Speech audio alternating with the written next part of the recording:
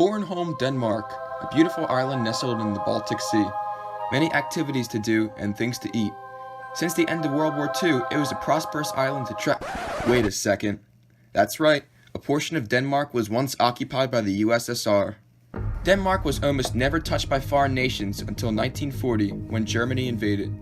As the war was near an end in 1945, the Allied powers started rendering Germany's army feudal, and by the first week of May, most German officials had surrendered, except for one stubborn man, Gerhard von Camps. Camps was one of the Navy captains for the German-occupied region of Denmark, and little was known about him during the war until the end. On May 7, 1945, Germany had officially surrendered to the Allies.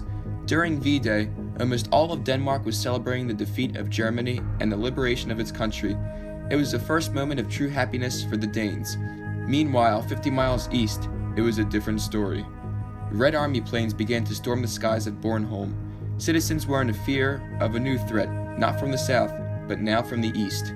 The Germans were so terrified about the impending Soviets that they asked Britain to send one troop to Bornholm so they could surrender to the Western Allies to avoid Russian occupation. That attempt had failed, and the days that followed were relentless.